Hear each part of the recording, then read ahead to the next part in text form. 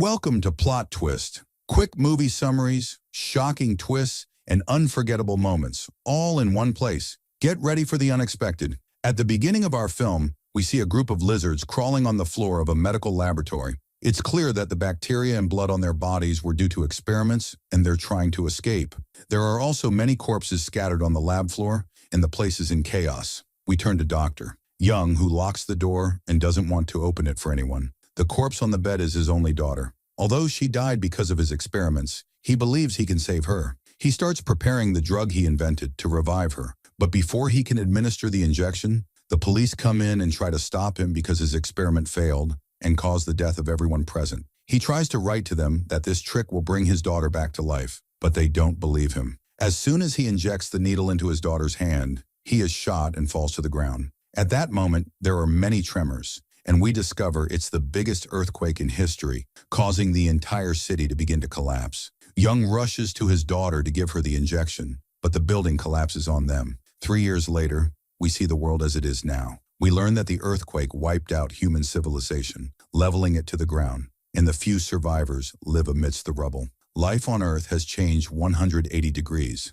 Meanwhile, Jiwon is moving with a bow and arrow, searching for anything to hunt. Suddenly, a massive crocodile appears, and he hides and shoots it with an arrow. His aim doesn't fail, and it hits a vital spot, so he moves towards it, thinking it's dead. But he doesn't know the crocodile is cunning and has set a trap. When he discovers this, he finds himself hiding in a car, but the crocodile sticks its head inside, about to devour him. At that moment, someone grabs the crocodile by the tail and pulls it back. We find out it's his strong friend, Namsan, who, with the sword in his hand, manages to cut off the crocodile's neck. Namsan and Jiwon work as professional hunters, risking their lives in isolated areas to hunt any creature they encounter and sell it. In the village where they live, we meet Suna, whose grandmother returns home looking exhausted, bringing their daily share of water, which is not clean, but is all that's available. Suna is upset and asks her grandmother to let her go out and handle the exhausting task for her health. After the drought, it's become difficult to obtain food and water,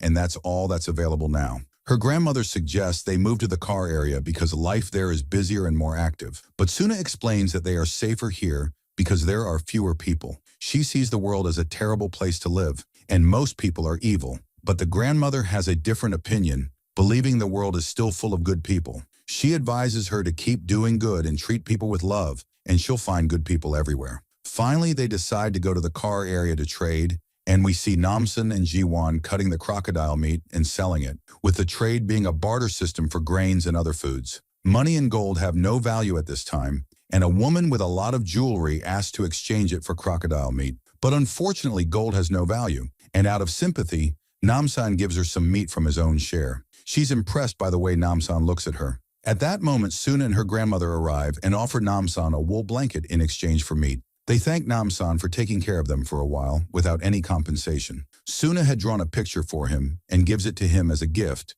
making him very happy. He sees Suna as a compensation for the daughter he lost and gives them a decent amount of meat. Suddenly, we hear loud noises and see an armored car stop in the middle of the village. A group of criminals gets out, and their leader speaks through a loudspeaker, claiming they belong to a new police force under construction, searching for the person in this drawing. Strangely, they start picking people who don't look like the person in the drawing at all, even choosing women. And when one of the residents objects, they injure him severely in the arm. Jiwon wants to intervene, but Namsan advises him to control his nerves. But the group leader sees Suna and wants to take her with him. When she refuses, he attacks her, and Jiwon gets angry, and he intervenes, but they overpower him and hit him in the face. Namsan can't stand it and intervenes, taking down one after another. He's fierce and beats them all, almost killing their leader, but settles for warning them not to come near this village again. He learns that the person behind them is named Tiger and sends him a message not to come near the village again, or he'll come for him personally. Strangely, he finds they have clean water and asks them about its source. They reveal they got it from a place called the residential building. He can't believe there's a place like that, but they assure him it's real, although it's a bit far away. The jewelry woman is impressed by his courage and looks at him like he's her dream knight. Surprisingly, he is shy and embarrassed in front of her. Meanwhile, they see a group around Suna and her grandmother, looking like strangers, clean and well-dressed, unlike usual. They are led by Mimi, who reveals they are residents of the residential building where food and clean water are available, and they try to protect children and teenagers because they are humanity's hope. They want to take Suna with them to the building, and her grandmother can go with her. When the grandmother hears they have food and clean water, she agrees and leaves, but she's not sure how to make the whole journey with them as she's sick. Mimi assures her there's a medical team waiting for them on the way to take care of her. Suna insists that Jiwon and Namsan go with them, but Mimi explains that only her family, which is her grandmother, can go with her. Namsan trusts the group and doesn't mind her going with them, especially since he wishes her well because she reminds him of his daughter. Suna says goodbye and gives Jiwon the drawing she made for him. He's very happy because he always wanted her to draw him, and he loves her and hopes she feels the same way. That night, Jiwon can't sleep after Suna's departure and pesters Namsan, asking him to go live in the residential building to be close to Suna and her grandmother. He suggests that since they only accept families, Namsan should marry the jewelry woman and adopt him so they can live as a happy family next to Suna. He notices that the jewelry woman seems to like him,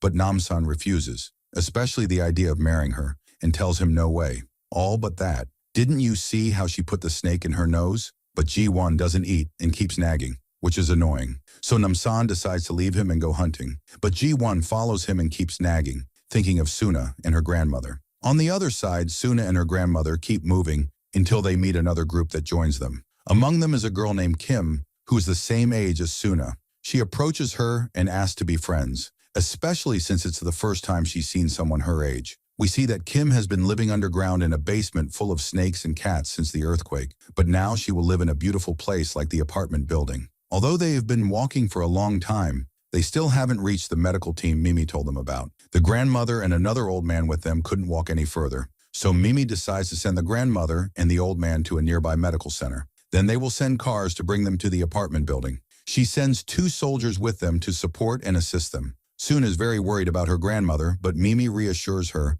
telling her she will receive medical care and be fine. They continue walking, and after a short distance, a group of cars waits for them to continue the journey and reach their destination. Suna is puzzled as to why they left her grandmother behind when the cars were so close. The sergeant reassures her that she will be with her grandmother soon. The way he says the sentence makes Suna even more anxious, but she has no choice and gets into the cars with them. Meanwhile, Namsan and Ji-won have been searching for a long time and haven't found anything to hunt. They delve deeper, and regarding the grandmother and the old man with her, they keep moving until they stop in an abandoned place. The grandmother still has trust in people and thanks them for their effort, asking if they are close to the medical center. She is shocked to find they have already arrived, and before they can comprehend, they throw the old man into a pit and slaughter the grandmother forcefully. During their hunt, Namsan and Ji-won were present at the location and saw what happened, but it was too late. They rushed towards the murderers, engaged with them, and killed them. The strange thing is that they don't die, and every time they are injured, they rise again as if they are zombies. Ji-won traps one of them to subdue him, but the shock is that the man cuts off his leg to escape. The strangest thing is that a new leg grows in its place. They realize they can't kill them in this way because they are not ordinary humans. A ninja girl appears and engages in combat, cutting off the neck of one of them. Namsan also understands that cutting the neck kills them and easily cuts the neck of the other. They learn that the girl, named Leono, was among the soldiers guarding the apartment building, and Suna is in great danger. They bury the grandmother first, then return to Leono, who asks Namsan for help in attacking the residential building and freeing her friends. She tells him her story that she was an officer in the Air Force, and after the earthquake, she and her team found a large residential building still standing. There was also a permanent water source, an underground well, so they decided to restore the place, and after much effort, they made it habitable. Life was beautiful and everything was fine until Dr. Yong appeared. They were happy to have a doctor with them, but when Leono asked him about the children they brought for his research and who disappeared, she discovered the shocking truth. Her team was part of Dr. Yong's evil plan, using children for experiments that failed and resulted in their deaths. One of her team members shoots at their colleague, and the strange thing is that he starts to stand up again, and the injury heals quickly as if he wasn't injured. The doctor says the treatment he's working on helps people face diseases and survive without food and water for months. He tells her he tried the treatment on himself, which allowed him to survive for 3 months without water after the earthquake. Leono sees that what's happening is wrong and manages to escape. We return to Namsan, who tells her he will move with her not to help her, but to save Suna. At that time, Suna and the group arrive at the apartment building where Dr. Yang welcomes them. He is very friendly and ensures that each of them receives food and water to compensate for the tiring journey. They give Suna a beautiful room equipped with electricity and water, along with new clothes and all sorts of comforts. Leono knows they need to move quickly because, in a short time, they will start testing Suna. They are looking for teenagers of their age, and Ji-won is not comfortable with it, causing a confrontation. But Nam-san resolves it, seeing Leono as kind-hearted. On the other hand, we go to the gang's den, where the Tiger's gang challenges the gang Nam-san told them about. The challenge turns into chaos, with everyone fighting each other. Until Nam-san arrives and orders them to stop, the Tiger rejoices when he sees him, saying he's been looking for him for a long time and orders the gang to kill him. But Nam-san, Ji-won, and Leono take them down within minutes, including the Tiger. We return to Suna, who is still asking about her grandmother, and Mimi continues to lie to her, assuring her that her grandmother will be fine and they will send a car to bring her to them. Dr. Yang starts to announce the names of the top scorers, who are very happy because their families receive better housing and free food without work or effort. They receive a very valuable gift of canned goods and clothes.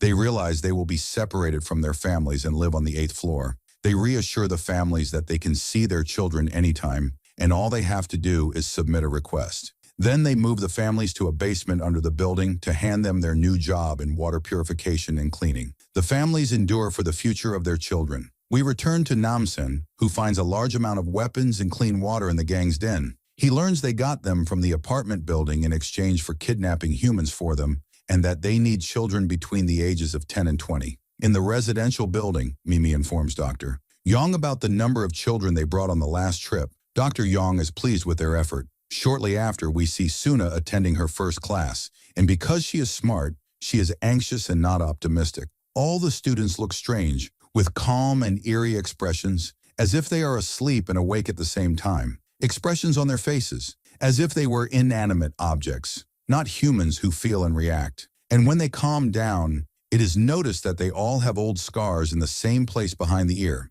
When Dr. Young arrives, she asked him, since he is such a good person, why doesn't he help the poor who are dying from the weather and thirst, even though they have plenty of food and clean water? Mimi explains that Dr. Young is only looking for smart people because they are the hope to save humanity. Of course, this explanation doesn't convince Sona, and the situation remains suspicious. That's why she refuses to drink the water they give her in class, feeling that they are putting something in it. Ken, Sona's friend, was very kind and openly enthusiastic about Dr. Young, seeing him as a great person and wanting to do anything to help him. Dr. Young is pleased that she is cooperative, unlike others, and asks Mimi to prepare her and bring her to him to help in the lab after 3 hours. Before leaving, Sona asks him again about her grandmother. He tells her, "We sent a car to bring her, and she should be on her way. Don't worry, my dear." Meanwhile, it's noticed that the doctor gives a strange drug to the head of security, who has a strange things under his ear. On that day, Sona decides to escape,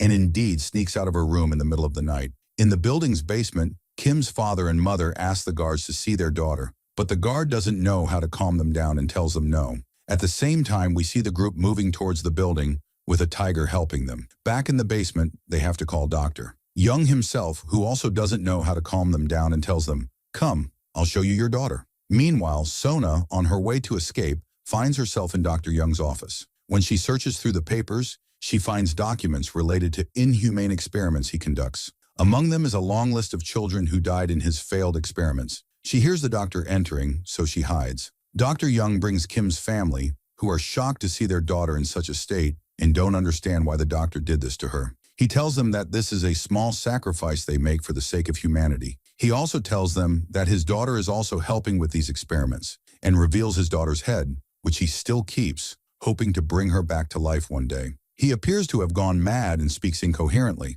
Naturally, they are terrified and worried about their daughter and want to take her out, which causes the machines to shake, and Ken begins to foam and die. Young is angry, seeing that they ruined his experiment. He grabs a knife and kills Kim's father, and when the mother tries to escape, the guard kills her. Sona witnesses all this in horror, and the cunning Young senses her presence, reaches her, and tells her, "You came just in time," placing her on the bed to start the experiment. He tells her not to worry, she won't die quickly because he needs her. Thanks to her sacrifice, humanity will withstand diseases, hunger, and thirst. He tells her that the water they were giving them in class contained a substance that interacts with the brain, helping him extract the drug from it. Then he grabs the scalpel and opens her old wound. Meanwhile, the tiger leads the group to the residential building. The guards recognize it as it has been dealing with them for a long time, but they insist on searching the car. Namsen senses they are in danger and suspects something. He then steps on the gas, knocking over anyone in his way,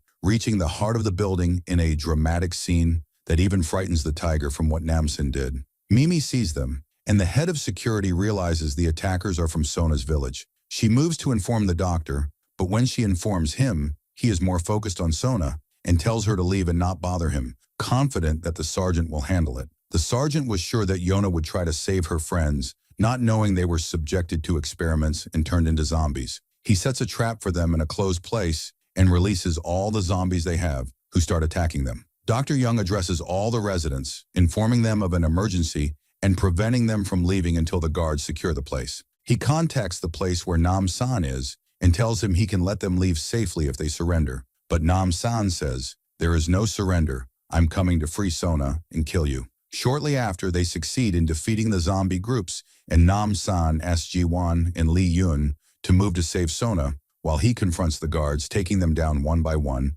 until he reaches the basement where the water is filtered. He understands these are the deceived parents, asking them to move quickly and save their children. On the other hand, Ji-won and Lee Yun, on their way to Sona, are making an epic stand, killing guards one by one. But they find the head of security in their way, who is very strong. He doesn't want to harm her and loves her, asking her to join them. But Lee Yun says she will never join evil, attacks, and stabs him in the eye. However, this doesn't affect him, and he gets angrier, throwing her off the building. Meanwhile, Ji-won reaches the classroom where they teach, surprised by the strange calmness on their faces, not knowing that Dr. Young turned them into monsters due to his experiments. He finds Mimi and threatens her with a weapon, forcing her to lead him to Dr. Young's lab. On the way, he encounters Nam San, who confronts the sergeant and asks him to move to save Sona. As for Dr. Young, he manages to extract a quantity of the drug from Sona's body. Immediately, he injects himself, thinking the experiment succeeded.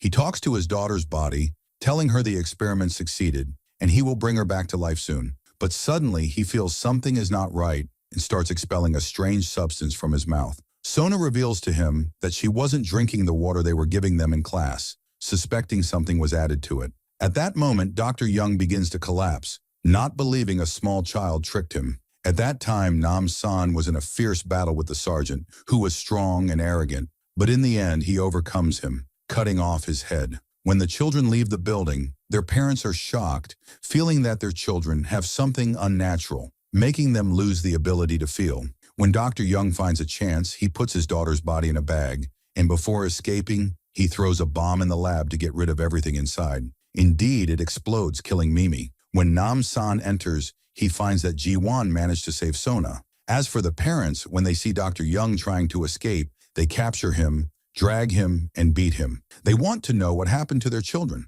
At the same time, Namsan asks Lee to take all the children out. The doctor gets angry at the parents, and he is dragged and beaten. They want to know what happened to their children. The doctor gets angry at the parents, grabs a weapon, and opens fire on everyone. In the end, he realizes that the bullets hit the bag, and he accidentally killed his daughter. He becomes very angry, raises the weapon again, and starts shooting randomly. Sona appears and advises him to surrender, telling him he failed even in saving his daughter. He points the weapon at her and is about to kill her, but Namsen saves the situation and kills him. As he dies, he says he was going to help humanity and that his experiment was going to succeed, and it failed because of them. Namsen hugs the rest of the group, and finally the evil is extinguished, and at that moment, the rain falls after months of drought. Lee Yun decides to stay in the place and start anew. In the last scene, we see them returning to their barren village, and Namsen, as usual, is cutting and selling meat. Ji-won and Sona help him. A lady with jewelry asks him out on a date, which makes him nervous and scared, not knowing how to act. Ji-won and Sona laugh at his predicament, and our movie ends. Hope you enjoyed it. Don't forget to give a like to encourage us to continue and provide you with the best always. If you're not subscribed to the channel, subscribe and activate the bell to receive our videos first. Stay tuned for many upcoming movies,